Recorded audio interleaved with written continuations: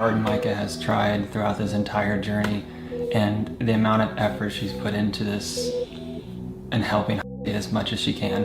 We're gonna go to a different speech therapist, not the one that's $500 a month. There was a lot more special needs that we weren't aware of and that we were not told. Well, when I heard all of the things that that doctor was telling us, it kind of went in one ear and out the other. I didn't adopt a little boy to share these things publicly. We have a 1,000-piece puzzle, and every time someone donates, each puzzle piece is worth $5. His new mommy has medical professional training, and it is a very good fit. My child is not returnable.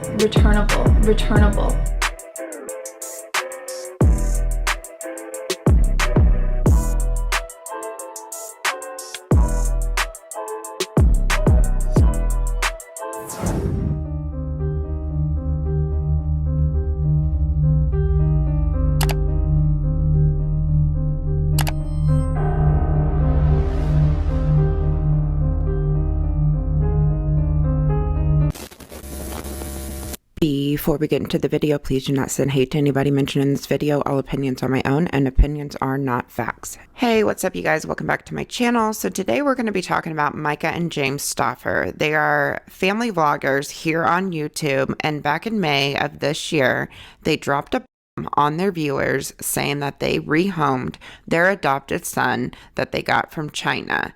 And when this story broke, there were so many channels picking up this story. There's probably hundreds, if not thousands, of videos of this story. So I thought it would be a good idea to make a video and condense it down into a timeline that's easy to follow along with and easy to understand without having to watch video after video after video on it. This will be a two-part series. I have already filmed this entire video and it got a lot longer than I thought it was going to be. I was hoping it would only be one part, but we still have so much to get into. So unfortunately, I'm going to have to break it into two parts. So I hope you guys understand.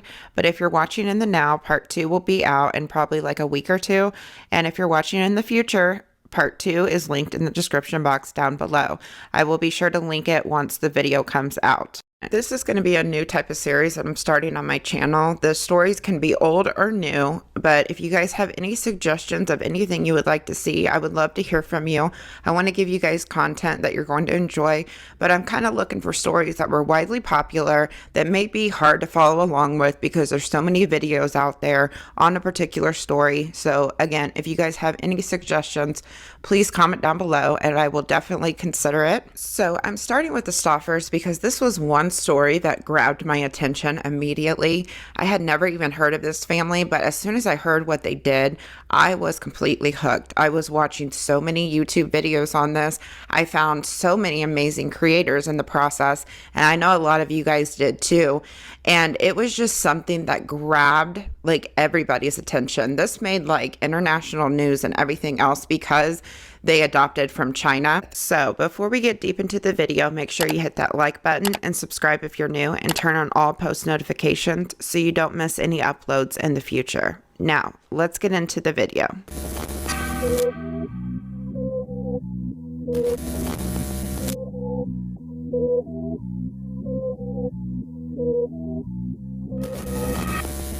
All right, you guys, so we're going to start with James Stauffer, and James was born on July 21st, 1985. He is 35 years old. He is from Florida, and before he got famous on YouTube, he earned a Bachelor of Science degree in mechanical engineering from the University of Central Florida. He was a National All-American honoree for the school's ice hockey team from 2007 to 2010. Besides the YouTube channels that he shares with Myka, he created a YouTube channel that was called Stauffer Garage. And in this channel, he does like deep cleaning of like really nasty cars, stuff like that. He recently just hit 1 million subscribers on that channel, and the views that he has racked up on that channel is literally insane. His most popular video has 26 million views, and it wasn't even posted a year ago. He is currently still uploading on this channel. So now we're going to get into Myka, and hers is going to be a little longer. So Myka was born on June 2nd, 1987. She is 33 years old, and she is from Ohio. Before Myka became YouTube famous, she was a registered nurse and earned her license in February of 2012. Before Myka met James, she was involved with a doctor whose name is Josh, and in 2011 they had a child together named Kova. Kova is Myka's oldest daughter. After Myka obtained her nursing degree in 2012, she started working at a nursing home in Ohio. By 2013, Myka claimed that she chose to have her license lapse and didn't pursue nursing any further. But when all the story broke about them giving up their child, other claims came forward. At the nursing home that Myka worked at, she worked under her maiden name, and I'm not going to say her maiden name just because of privacy reasons, but it is alleged that while she was working at that nursing home, she assaulted a pregnant nurse. It is alleged that Myka had her hospital cart and she was trying to get her coworker to sign off on a drug that she had given a patient. When her coworker refused to sign off on it, Myka got mad and pushed the cart into her coworker. It is alleged that the hospital gave Myka a written warning and threatened to fire her for any additional incidents. The hospital fired the other nurse that was pregnant and she sued for wrongful termination.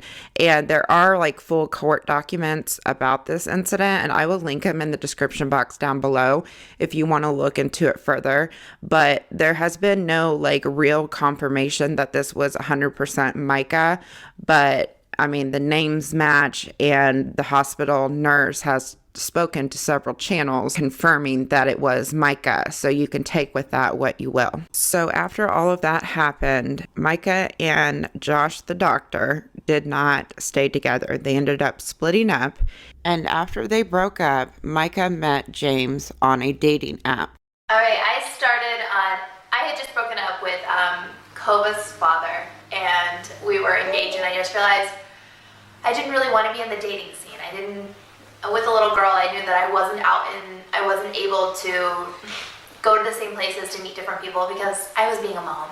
I ended up joining OkCupid, and I was like, you know what, this will be kind of fun. I could go to a couple different cities and go to a couple different cities, because I was in Cincinnati at the time, Cincinnati, Ohio. And I was like, I'll try a couple different cities, a couple different places, and just meet some new people. Out of the blue, I typed in Indianapolis, and I'm sure it was like 50 miles away. It was totally out of the way. I remember we would talk on the phone before we met. We would talk on the phone for hours. And he was such a boring talker on the phone. I was like, there's no way this is gonna work. Like, he just rambles. But, I mean, I think it was because him being nervous and not knowing me. And like Jim said, we had scheduled a date, and I had worked a 16-hour shift at the nursing facility that I worked at. And I was exhausted, and I was like, dude, maybe we should reschedule this. I didn't know if I was going to reschedule it or not. And he was like, no, I'm on my way. And I was like, okay. And we just hit it off from there. So like even after work, and it was an hour plus drive, I would drive after work, spend the night, and then to come back home the next morning. So I did like 4 o'clock in the morning to get to work. It was crazy, but it was amazing. He'd surprise me all the time, so he'd always be like in Cincinnati. And this was a good 2-hour drive for him. So he'd always be in Cincinnati, no matter what time of day. And it's just no-brainer that we moved together. So in case you didn't hear what she said at the end of that, she said it was just a no-brainer that we would move in together. So Myka left Ohio and moved in with James in Indianapolis, Indiana. One thing I want you guys to keep in mind, because we're going to talk about it later in the video, is that she was searching for men that were out of state. Just kind of keep that thought in the back of your head, okay? And Myka moved in with James very quickly. The relationship moved so quickly, Myka ended up getting pregnant with her second child, Jaka, and by December 18, 2013, they welcomed another baby girl into the family. Shortly after that, they started a channel on YouTube called The Stauffer Life, where they vlogged about their relationship and their growing family. On August 4th, 2014, James and Myka got married. After they got married, Myka began a channel using her new last name. Myka stayed home with the kids while James worked as an engineer. She began selling clothes on eBay while filming for her channels. Eventually, she said James convinced her to focus on YouTube full-time. Back then, her most viewed content centered on the couple's quest to get pregnant again. Some of her content, titled My Miscarriage Story at 6 Weeks Pregnant, Live Pregnancy Test, and Am I Pregnant, received hundreds of thousands of views. In October of 2014, James and Myka uploaded a video of a live pregnancy test. Alright guys, here we go. We're gonna do a live pregnancy test. If you don't know me, my name is Myka Stauffer. We do daily vlogs, you'll have to check them out in the link below. But this is the beginning of our journey, and if we're pregnant, we're gonna be doing weekly videos. So let's go. This will actually be our third child, and we are really, really excited. Because it's exactly what we want. So this video alone gained them over 100,000 views. Very shortly after they posted this video, not even a month later in November, they uploaded another video about a miscarriage they had. Both James and Myka filmed separate videos telling how they felt about the miscarriage. Obviously, if you can tell by the title, we ended up losing the baby. Yeah, it's been pretty hard for us. I wanted to do this video. Mike and I were talking about it, and I felt it was kind of important to tell everyone my side of the miscarriage that we went through recently. But for me, the miscarriage was honestly dreadful. It was a lot of emotions that I went through that I didn't really expect, but I kind of did. It's kind of hard to explain. Myka's video alone on telling the story of her miscarriage got her near 300,000 views on that one video. So once she posted that, James posted his side of the story, and it didn't get as many views as Myka. It only gained about 15,000 views. But after they miscarried, they were determined to get pregnant again, and they started posting more pregnancy videos, live pregnancy tests, and once she got pregnant again, they began documenting the entire process. Once Myka got pregnant again, her views began to go up again, and her entire channel was centered all around the pregnancy, and it substantially grew their views, grew their subscribers. On August 21st, 2015, they welcomed a little boy named Bradley into their family. Myka posted a video on her channel introducing her new son to her subscribers. Today I wanted to do a meet my baby video. Bradley is officially 2 weeks old.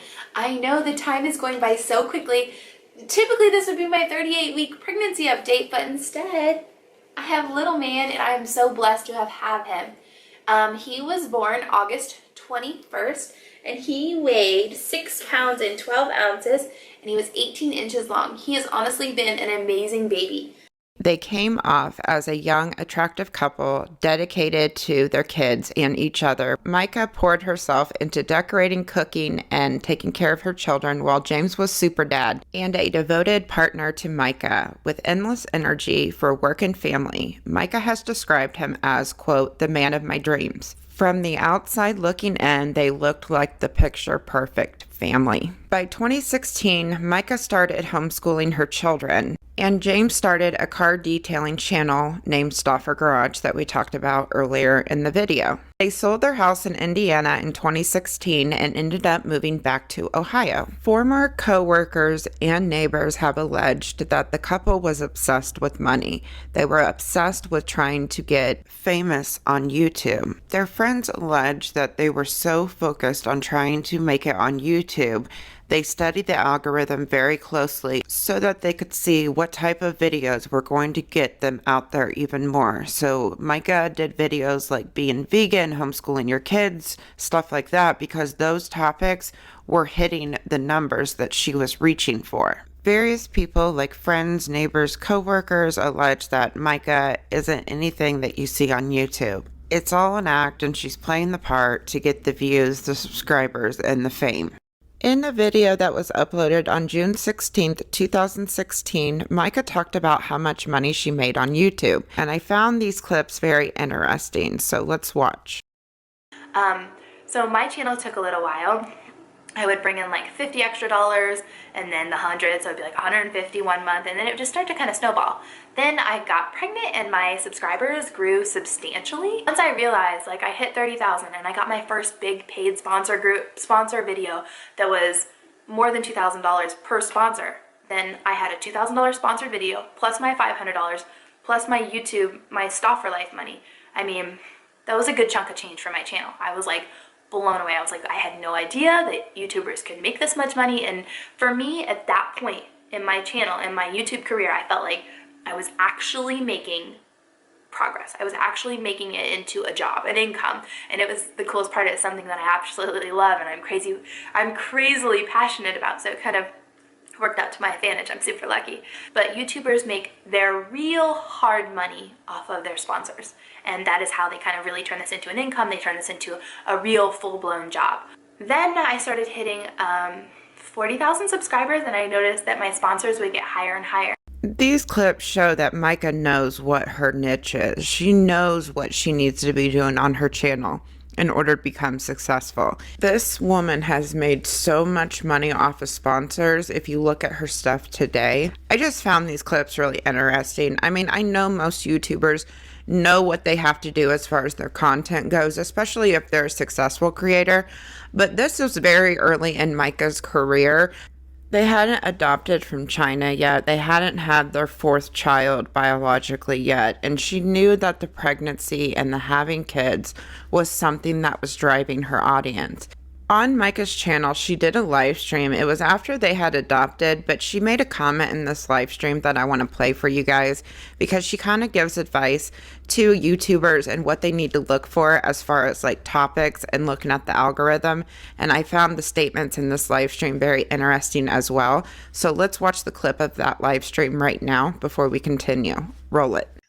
Best advice for someone trying to start a YouTube channel. My best advice is do your research. Definitely go onto YouTube and see if you can find any niches. If there's a smaller channel that gets views that are better than their channel subscriber amount, then you might have something there. Definitely do your research and figure out what you love. So don't just like talk about cars if you want to be a makeup person, but find a niche or find something special in that genre that you feel like might be a little bit kind of like a niche, but something where it's kind of like a little pocket where you can do what you love and it's something that you can it's trendy, if that makes sense. So they built their channels by studying the algorithm very hard, and that is one thing that came out of the Stauffer Garage, because that was something that was on YouTube that gets really high views, and they went into that niche and they were successful at it. Same thing with Myka's channel. She knew her pregnancy drove her subscribers and drove her views. And after she had her 3rd child, her views started to level out and go down.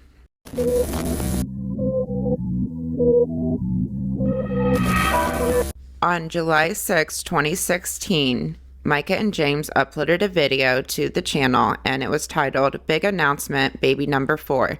And in this video, they revealed to their audience that they have thought long and hard about adoption, and they have come to the decision to adopt a little boy from China. And they seem very excited in this video. They seem very pumped in this video, but they also go on to say, we're going to document the entire process. So let's take a look at this clip. Roll it. Today, Jim and I have a very big surprise and secret that we want to share with you guys.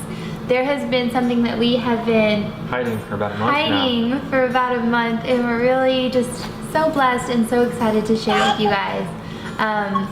Jim and I have decided that we're gonna adopt from China. We are going to be adopting a little boy from China. We haven't officially formally started the process yet, and we do plan on taking y'all with us through the journey and all of the steps along the way. It's been something that's been really, really passionate and deep in my heart for a long time before I ever had children. It is something that I've always wanted to do. We have talked about this for a really long time. I mean, since right when we met is a topic that we discussed. Yeah, we always thought about the possibility. I'm so excited to open our hearts and see what the good Lord has in store for us, because this is like a big journey. It's a big adventure. It's, you know, we're very much delving into the unknown, and that is completely okay with us. We are officially going to start the process January 1st. We're gonna start it then because China has a policy where you can only adopt if you are 30. So I will be 29 and a half in December. So by the time we get our youngster and we file for we get matched, I will be 30. So that is why we're gonna wait for January 1st. And I'm so excited. And we can't wait to share the journey with you. So the announcement was made, and Myka and James started documenting the entire adoption process on their channel. And let me tell you, Myka shared a lot with her viewers before they even had their son. And in this video, I'm not going to be referring to their son by name. I'm going to be referring to him by his first initial, which is H. So when I refer to him, I will be saying H, not his name, because he's no longer a public figure anymore. And I think that's very unfair to show his face or say his name, because he is with a completely different family now, and it's just not fair to him and his future. In an article on Parade.com, Myka opened up about the whole adoption process and how they ended up with a boy from China with special needs. And this is what she said. Since Chinese adoption laws only allow U.S. couples to adopt children who have special needs besides other stipulations, at first we couldn't wrap our heads around a special needs adoption. We would just say, no, we can't handle that. We just want a simple adoption. But as we let the idea soak in, God softened our hearts. Before we knew it, we were open to almost every special needs in the book. Next, we picked what we thought would be the perfect agency that I had researched for weeks. We were set and ready for the next step until I saw a little face I couldn't walk away from. The agency that was assigned his file refused to release it to our current agency, so we urgently switched agencies just to have permission to review his file, paying a $500 non-refundable fee just to do it. His special need was listed as brain damage, and once we finally reviewed his file, it stated that he had a brain tumor. But the even more ironic part was his birthday was a day before mine. As an oncology nurse, tumors didn't scare me. She then went on to say, that night I couldn't get his little face out of my head. My husband and I both prayed and really reflected for a couple weeks on what it could mean for our family and our potential new son. Ultimately, his sad little face won our hearts over, and we just knew he was our little guy. She also stated that when we came home, we experienced a big surprise with inaccurate file information. Our son ended up having a stroke, has level 3 autism, and sensory processing disorder. It took a lot of time to process and to readjust to his new diagnosis. We spent 10 months preparing for brain tumors, and never once did I read about autism or stroke damage. It was a curveball. In a video uploaded to her channel around January 2017 that was titled China Adoption Journey Part 3, Myka went into more details about the diagnosis of H and how comfortable her and James were with his diagnosis and with the unknown with him, and how comfortable they were if anything else should arise with him. Like saying that this is going to be severe, this is going to be a lot, you know, we don't know what unknown elements could be.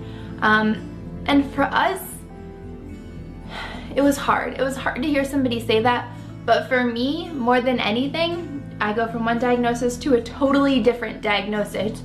But immediately when she gave me another diagnosis, I looked at the bright side. I was like, you know, that could be awesome. There could be so many good things about that second diagnosis. And we asked for a couple more videos from the foster mama that is taking care of our little boy right now. And she provided them. And if anything, my child is not returnable. So when I heard all of the things that that doctor was telling us, it kind of went in one ear and out the other. I wasn't in a state of denial. I accepted and took on everything that she said. And I sat down with Jim. I said, you know, worst case situation, if our little boy at one point in his life, he needed to be in a wheelchair and he needed full-on care, would you still love him? And we, without a doubt in our minds, we knew, no matter what state he came to us, that we would love him. And that's one thing that I'm starting to love about this process, is the level of becoming more humble, and the level of unconditional love that we're starting to develop for this little boy is just unbelievable. And I love that, because for us, this new diagnosis didn't scare us. If anything, it kind of solidified that this is more our son than he has ever been, and we don't care what's wrong with him. She also spoke on her channel in a separate video that's no longer posted about how comfortable her and James were with various different types of special needs. Most likely knew he wanted a kiddo that was a special focus. Kiddo meaning that they had a medical condition, or maybe they had a disease, or maybe they had a diagnosis that is unfavorable. any of those things could be a possibility. So what me and my husband did is we started talking to physicians, we started having meetings, we started doing tons of different things so that we could really figure out which conditions, which systems in the body we were comfortable with. So like I said, we sat down with tons of different physicians, we called different doctors, we chatted about different things we knew, just so that we could be really well educated on different conditions. So we came to a consensus that these are all of the conditions that we would be open to. As an RN, I kind of knew that I would be fairly comfortable with quite a few things because I have seen so many different conditions in my scope of practice. So my comfort level is very, very, very high. So for example, on the medical checklist for all of the conditions that kiddos could have, let's just say there's 100 conditions. Me and my husband were comfortable with 99 of the conditions. So we were very, very open. Going back to their big announcement video about the adoption, Myka and James talked about how they briefly considered foster to adopt because the adoption process to get a younger child in the US is very long unless you do the foster to adopt. And they were just talking about how that wasn't for them and the reasons why. So roll the clip. One of the main ways that you would do foster to adopt, and most cases for the foster to adopt, you'd have to do it several times until you would land a youngster that would be eventually being put up for adoption. And Jimmy knew immediately in his heart that that wasn't something that he could do. He couldn't deal with the heartbreak, and I don't blame him. I mean, I'm a big softie, and I think I would get too attached to a little one from like the day they were born to say 10 months and then having to give that baby up to the birth mother, which is awesome that happens. But for me personally, I don't think I can handle that a couple times, 3 times, however many times it takes. So I think that's kind of why we settled on the whole China direction. Myka elaborated on that more on a later video that was posted to her channel, and this is what she had to say. And when I talked to my husband, the first thing we talked about is foster to adopt. And for him, he felt that his heart wasn't quite ready for that because he didn't want a child to be taken away from him. So we kind of ruled that one out for that time period. And then we talked to a lot of social workers in our country, in the United States, and they were telling us if we adopted through the state, the youngest child we would get is 6 unless they had a severe medical need like a trach or a more complicated medical need that needed more interventions, or it was a sibling group. At least that's what we were told from a couple different social workers. We looked into like different requirements, we talked to tons of people, and I said, you know, this is how long we've been married, this is how many kids we have in our home, because we already had a larger family, 3 kids in our home. So there were some countries that we were already excluded from. Myka and James also did a fundraiser to help fund the trip to China and fund the whole adoption process. And here's what she had to say in one of her earlier vlogs. The thing I want to fill you in on is we are doing a little fundraiser for little. We are going to be revealing picture to you guys, into the world, and we're so excited to share our little boy with you guys. Just so tremendously excited. We'll have a link to the fundraiser if you guys want to donate in the description box below, but we have a 1,000-piece puzzle, and every time someone donates, each puzzle piece is worth $5. Every time someone donates, we start putting the puzzle pieces together. So at this point, they knew what child they were adopting. They were telling their subscribers all about this child, and they were pushing them to donate to help fund everything. And they were teasing pictures of H and putting a puzzle together to put his full picture out there. I can't tell you how disgusting this is to me. Personally, I would never in a million years do something like this. It just seems so wrong, and it just seems like they were exploiting this little boy before they even met him. And I can't tell you how big their channel grew by only documenting the adoption process before they even went to China to get him. Her channel grew tremendously. Myka has an entire playlist on her channel about the adoption journey, and there are 27 videos that are dedicated to the whole process. Most of the videos have been made private, but she heavily documented every single detail about this adoption, and her subscribers just kept climbing and climbing. In July of 2017, a few months prior to going and getting H in China, she posted on her Instagram a snapshot of her social blade and her climbing subscribers. She said in the caption, "I can't believe this is real life. Thank you so much for everyone that follows and is subscribed to my YouTube channel. Really means the world, and I can't thank you enough." Myka had a good chunk of subscribers before they started the adoption process, but it was nowhere near 100,000 subscribers. So in a very short span of 7 months, when they started the process in January of 2017, she grew so much. And she began getting bigger and better sponsors. Their entire lifestyle also changed dramatically, especially once they brought H home from China.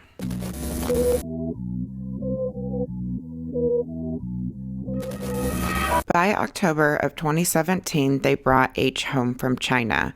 Myka uploaded a video onto her channel that's now been removed, H's emotional adoption video, Gotcha Day, China Adoption, and this video generated 5.5 million views, and it was the most popular video on her channel until she removed it. In another video that was posted on her channel that is once again removed, she talked about the struggles of bringing H home and the adjustments they went through as a family. I'm going to apologize in advance for these clips. They're very pieced together, and because a lot of these videos are removed, it's hard to find really good clips on them, so I apologize in advance. Our path for anything. I wouldn't trade kids. I wouldn't do anything. That is my son through and through. And it's taken me time to be this passionate about our relationship, but every single week goes by and we become closer and more bonded and more connected and more everything. Adopting is the number one thing that has changed my life in the best way possible.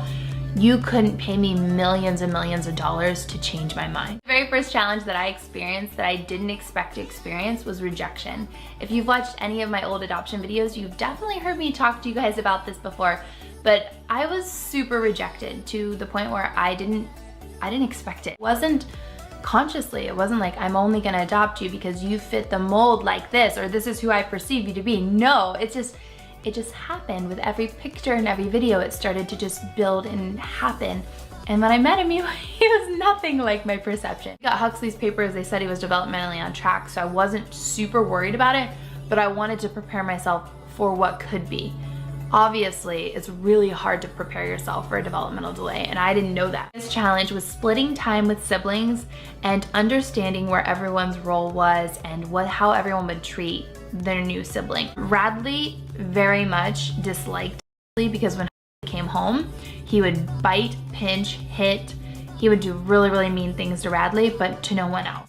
Now, this video was posted a year prior to them giving H to another family, and it's just really interesting how she talks about how she wouldn't change anything for anything and how nobody could pay her $1 million to change who she adopted or anything like that. And she acknowledges the struggles they faced after he came home. In another video that was posted onto her channel that's now removed, of course, titled My China Adoption Experience the Truth, she elaborates more on the struggles they faced as a family. I feel like I wasn't prepared enough for what trauma truly looked like. And that's okay, that happens, you know? Like sometimes you'll prepare for a natural birth and you'll get into the contractions and you've read like tons of literature, and then you get to like the hard stuff and it's your first baby and you're like, oh my gosh, this is really hard, I didn't prepare for it. And that's the same thing that happened to Jim and I. We just didn't truly prepare for what trauma looks like. And it is hard, it is messy, and it is so sad. I remember praying like, am I strong enough to be his mama? Can I do this? Can I give him what he needs? And one of the hardest things about our first week in China was he grieved so hard. And since on that gotcha day, Jimmy had to hold him because he was so strong and I couldn't physically hold him any longer. He started to look at Jimmy as his comfort person because he was strong, he was always holding him, and he started taking care of him. You know, from those first couple hours that we had him as our son in the hotel room, he initially took to Jimmy because Jimmy's obviously doing those things for him. And because of that, he completely rejected me. on the most hardest level humanly possible. From the outside looking in, Myka was constantly being very open with the struggles that they faced as a family. She seemed like a super mom that could accomplish anything and overcome anything with her children. In an article that Myka wrote for The Bump in April of 2019, she opened up more about everything that came their way after they brought H home. She went into more detail about how they went about finding out about other medical issues that H had that they were not aware of, and the emotions that she felt as they were learning all of this. She said, "I never realized how much of a perfectionist I really was until the first month of bringing my new son home. My husband and I had gone through hours and hours of training in classes to prepare for what adoption would look like and what struggles we might face, but nothing could have prepared us for our new reality." On October 5th, 2017, the whole family boarded a 22-hour flight to China to meet our son, H. But when we finally saw him at the Children's Welfare Center, we knew something was terribly off. We had been told that at 2.5 years old, he spoke Chinese, could write Chinese characters for fun, and was meeting all of his developmental milestones. WACAP noted he had a small brain tumor, but that it didn't affect his cognitive abilities. But we saw behaviors firsthand we couldn't explain. In fact, H didn't understand Chinese and was profoundly developmentally delayed. He would violently bang his head against the wall and bite and pinch anyone who came too close, including his new siblings. Many people tried to tell me it was just trauma or fear from having his entire life flipped upside down, and it would all fade away in a few weeks. That proved not to be the case. We waited and never saw any change. I remember holding this beautiful, dark-eyed little boy in my arms, knowing our world was going to be very different, and wondering if this had been the right decision for my family. I was in a dark place with nowhere to turn and no one to talk to. After taking H to see several specialists, we discovered he had a stroke in utero. The neurologist felt he was going to be a perfectly normal child and would catch up to his peers in no time. But months passed and we saw no change in his behavior. So we began to seek out resources for therapists that were recommended to us by our adoption center physicians. And every therapist that treated our son hinted at sensory processing disorder, autism, ADHD, and global developmental delays. She went on to say our fears were becoming a reality and questions of doubt continued to creep into our heads. Would he ever be able to drive a car, go to prom, live independently? There were so many what ifs and unknowns that no one had the answers to. We leaned on a Facebook support group and friends with adopted children to try to piece the puzzle together, since the help we'd been getting was inconclusive. We needed an answer. We needed a diagnosis to ensure we could provide our son with the proper resources to become his best self. So we signed him up to be tested for autism. The thing most people don't realize is that health insurance doesn't typically cover the expensive test, but without a confirmed diagnosis, city or state assistance isn't available to you. To make matters worse, the wait to get tested can be 1 to 3 years. We were lucky to be on the shorter end of the wait, and when the results came back, we finally had our answer. H had autism spectrum disorder level 3. She then went on to say the emotional hardships we endured that first year prompted me to do some soul searching and ask myself some really hard questions. Why am I so heartbroken over my new reality? I have a happy little boy who's no longer living in terrible conditions, and that's not good enough for me. What's wrong with me? I quickly learned that H wasn't the one who needed to change, it was me.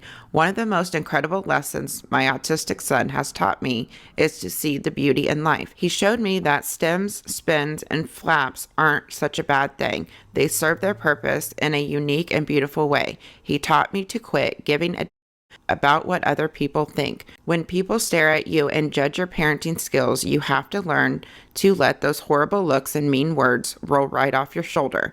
Parenting a child with autism looks very different, and people don't know how to perceive that. To be frank, they don't have to understand. All that matters is that we're doing what's best for our family.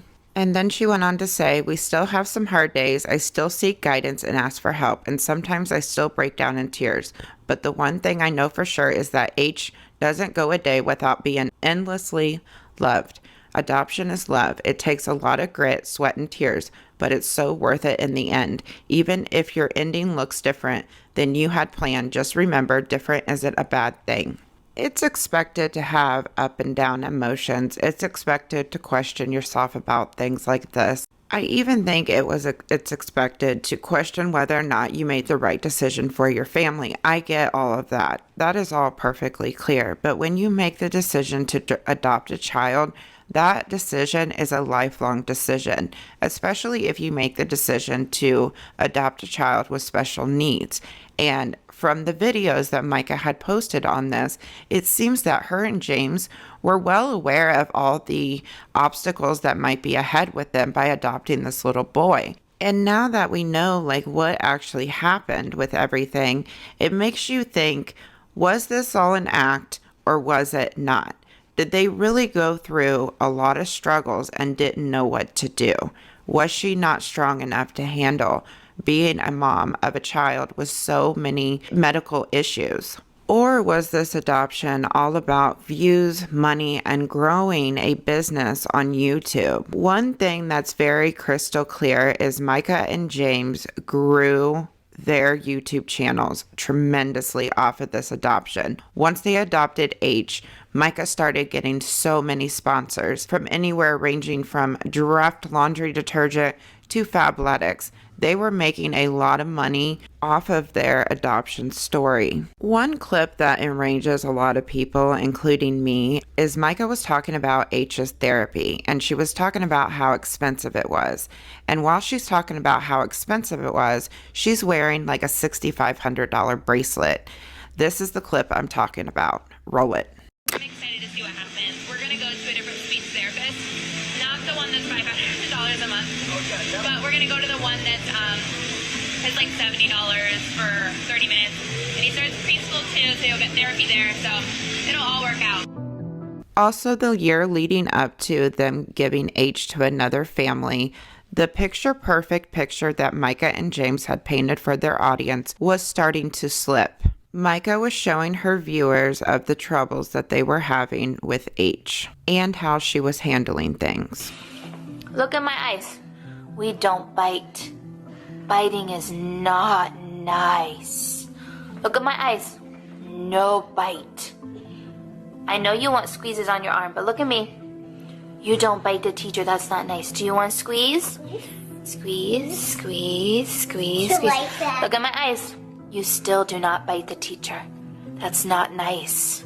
Come on, let's go get a snack. Come on, no bite. Biting is not nice. Like 8th tantrum. No more. Come on, let's go. You're not gonna throw a fit when you don't get your way.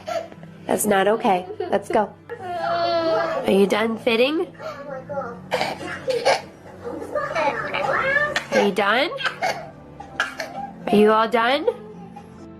Has had multiple meltdowns. You're not having a good day We today. never tell you guys the truth. And that's why you don't see on the blog.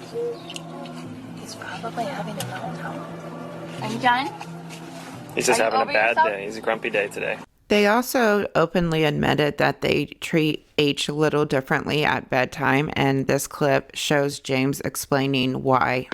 He is laying down. And guys, he goes in his room to lay down at 7:30 because I know people have been asking. He goes down usually early at the end of the day because his special needs. And in our house, he requires an extra amount of attention and just help with everything from Mike and I. So a lot of the times our attention is taken by him a lot more during the day. And at nighttime when he goes down at 7:30 because he's ready for bed, he's 3.5, but he's kind of like a 1-year-old developmentally. So for him, night time is like 7:30, a little bit earlier.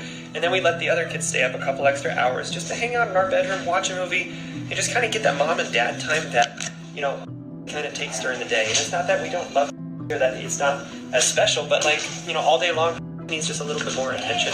So it's our way of kind of giving the kids that as well at nighttime. So that's why sometimes you see him go to bed before the other kids. Also, viewers notice how differently Myka treated her adopted son and his thumb sucking compared to her daughter's thumb sucking. In a post that she put on her Instagram, she said this about her daughter's thumb sucking.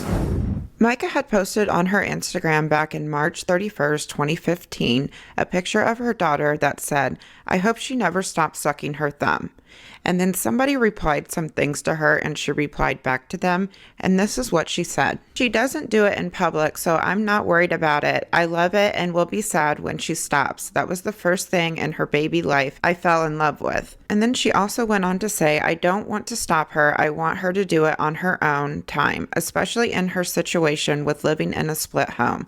I think it helps. So she was making an argument of two different things. One, she didn't want her to grow up and she didn't want her to stop sucking her thumb. But two, she also said pretty much that it gave her daughter comfort by sucking her thumb. But when it came to and him feeling the comfort of sucking his thumb, she had a completely different opinion. If you guys notice, he has a little thumb guard on his hand.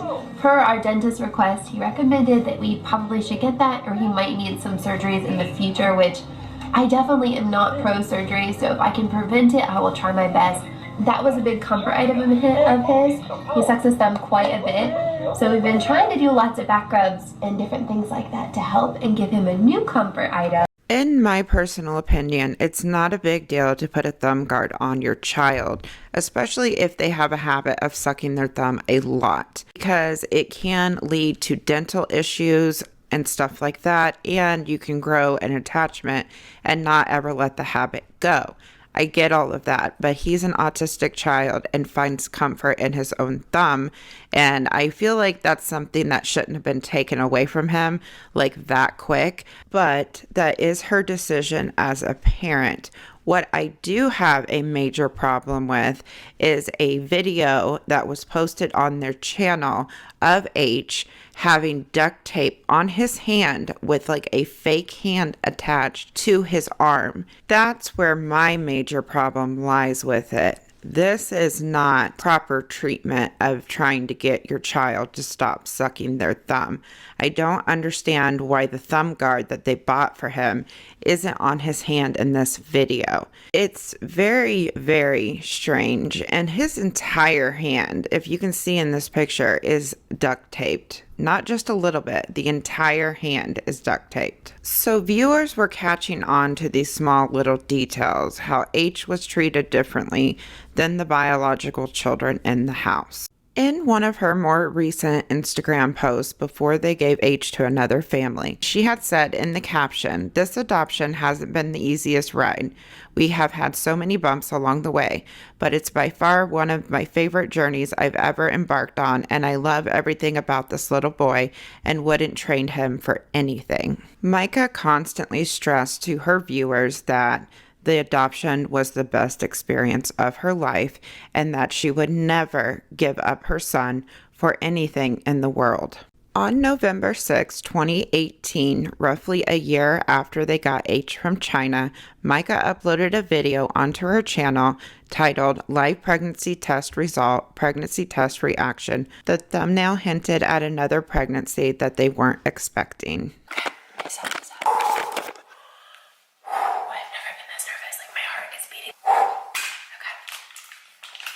And I'm not even nervous. Like if it was, I wouldn't even be mad. It's just, I'm just nervous because, I don't know.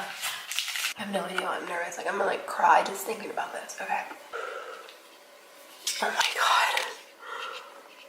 Oh my God, guys. Look. Guys.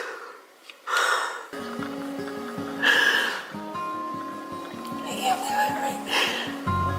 So Myka seemed very excited about the pregnancy, and then in the next video they dropped, she told James about the pregnancy, and he was overjoyed as well.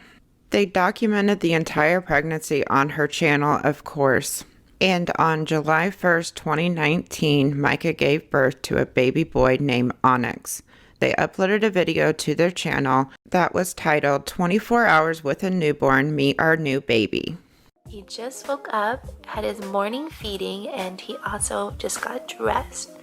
Good morning, Onyx. Good morning. So I'm gonna go ahead and take some time to try to get ready, even though the only thing I want to do is snuggle baby. With a brand new baby and having 4 other children, the Stauffers' plate was pretty full. In a video that was uploaded on December 22nd, 2019, Myka talks about how she's struggling To balance life with a baby and 4 other children, trying to find time for her other kids and her husband was very challenging with a baby. She explains how Onyx is unlike any of her other children. He had a lot of attachment issues with her, so he was taking up a lot of her time, and she wasn't finding time to do other things that she needed to do, and that she was very spread thin. When he sleeps, he wants to just be attached to me. He doesn't want me to leave him, which is so precious and so sweet, but it makes the days a lot harder to get things accomplished, especially on a day where I am trying to get a lot done. But at the same time, I want to milk and treasure every single moment, because I know that he's only little one time and he's our last baby, and there's so many things that I want to do. I feel like half of my day is spent mothering and caring for Onyx, which is probably supposed to be like that, and then like a quarter of the day is caring for the house and like just getting myself up and going, and then the very last quarter bit is split with like my husband and the kids and just everything. The day just tends to be spread so thin. As much as I'm milking like every minute of babyhood and how grateful I am to have Onyx and how blessed I feel, there's days where I'm just like, I would for a full night's sleep. It's a lot harder than people say. People always say if you have 3 kids, the 4th one's so easy, it's just adding to the bunch, you don't even notice it. And if you have 5 kids, it's the easiest thing ever. That's not true. That is not true. Like, it's the hardest thing in the entire world. I'm so grateful, so blessed, and so thankful all at the same time. Just because things are hard doesn't mean they're bad. It just means it takes a lot of work. Clearly she's stressed. Clearly she has a lot on her plate. Clearly 5 kids is a lot of work, especially when you have a child that has special needs. I can't even imagine being in the boat that she is. I have 1 kid and it's hard, and I'm a single parent though, but when you have 5 kids, I couldn't even imagine having 2 kids, honestly. But it's like, why wouldn't you be more careful about having more children when H needed so much more of your time? And I just feel like having the new baby and everything else, she was having a very hard time juggling everything and giving the attention to H that he needed. In this same video, she gave a glimpse into like the teachings that goes into trying to teach H the sign language that he needs, the understandings that he needs since he was so underdeveloped. And watching the part in this video, and given the circumstances of everything she said once they adopted him, like right when they brought him home, all of the challenges he was facing, watching this clip that I'm getting ready to show you guys, it seems like he had made so much progress, and he was so happy in that home just based on this little short video. And I just don't understand what could have gone wrong to, make the decision that you couldn't care for this child, because apparently she was doing something right, because the child was showing so much of an improvement. Things that I'm going to work through right now is doing like a little therapy session with Alex. He's learning 6 new signs today. So these are all the signs that he already knows. And then I teach him new signs every single week. We've noticed that like when we do speech therapy or when we do ABA, that he doesn't learn as fast as he does when it's just me and him sitting in a room together. So we can crank out and learn something in less than an hour. So today we're going to work on following one-step instructions, like put your arms up, turn on the light, just like little things. I'm pretty sure he knows most of these. There may be a couple phrases that he doesn't know. Say hi. Say hi, guys. Lee and I are going to run through a couple signs. Quiet hands. Oh, good job. We're going to run through all of his signs really quick just to make sure he knows them. Down packed before we teach anything new. Show me help. Yeah. Good job. Show me more. Yeah. Show me eat. Oh, you did good job. Oh, show me bubbles. Bubble. Yeah, good talking. Show me ball. Yeah. Oh yeah, ball. You have to slow it down. Sit on your butt. You were trying to give me a kiss. Give me a kiss. Give me a kiss. Give me a kiss. No? Okay. Show me okay. Yeah. Okay. Show me mom. Mama. You said it! Good job. Show me dad. Show call me dad. You're such a crazy dada. He ran through so many different signs and knew so many of them. He even said mama, so you can't tell me that he wasn't making a ton of progress in that home. Again, these clips were in December of 2019. In early 2020, Myka stopped posting on her daily vlog channel, The Stauffer Life. On February 16, 2020, Myka posted the last pic of H on her Instagram, and the caption said, "The last couple of days have been hard. I don't want to sugarcoat anything. We have had a lot of meltdowns and lots of behaviors that have had us on our knees begging God for guidance.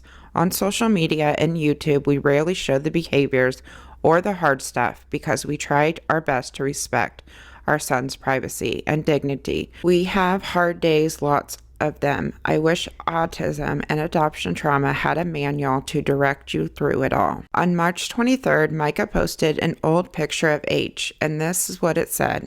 "Last month was the hardest month I've ever had as a mama, and I'm still working through all of it. But instead of leading with my heart, I'm following yours." Fans began to worry and speculate, and fans began to notice that there wasn't any recent pictures of H since February 2020. One fan even asked Myka in a comment under one of her videos where H was, and instead of Myka answering the person, she blocked them. Fans started to really worry about H and his safety. They started accounts documenting what was going on. On May 14th, a fan commented on one of Myka's YouTube videos, and it read, "Have you ever said why you guys stopped vlogging? I miss y'all." And Myka actually responded, and she said, "We have stopped temporarily due to something going on with H. We hope to be able to post a video as to why in the next couple weeks." It seemed that the speculation from fans and other people was getting to Myka. She went to her Instagram story to address some of the things that people were saying to her. Horrible things, and I think every influencer gets that to a degree. They have their own thing that they're going through, and we're going through our own season, and we have a handful of just trolls, and they think that I'm such a bad mom or whatever they want to think. But it's funny because they still follow, they still don't miss a single post, they still don't miss an opportunity to run to the drama forums. It's like, if you don't want to be here, unfollow me. If I'm such a bad person and I've done you wrong in so many ways, unfollow. A fan account of Myka's posted something to her Instagram. Somebody had DM'd her some information that claimed that they knew Myka and James, and this is what the account said. "A follower just sent me this. I am not personally saying this is true. Take this with a grain of salt until we have verifiable proof." And the message read as, "It is true. I live in near her and have mutual friends. She has told people about how he doesn't want to cooperate with her filming and stuff. And because of that, he doesn't fit in with them. She hasn't put nearly as much effort as she could to meet his needs. The truth will come out soon." Well, you guys, I'm going to have to end the video here. I didn't want to get into a part 2, but there's still so much to get into. And we still have the video that Myka and James posted to go through, the entire investigation that they went under, and some of the stuff that came out after they announced that they were giving away their son. So in part 2, we will get into all of that, as well as some new information that's come out from a YouTube channel. So I hope you guys enjoyed part 1 of this series. Part 2 will probably be out in a week or 2, and I hope that this was put in an order that's really easy to understand, and I hope you guys enjoyed the video. Please like, subscribe, and share, and I will see you guys in my next video. Bye guys. MTCB.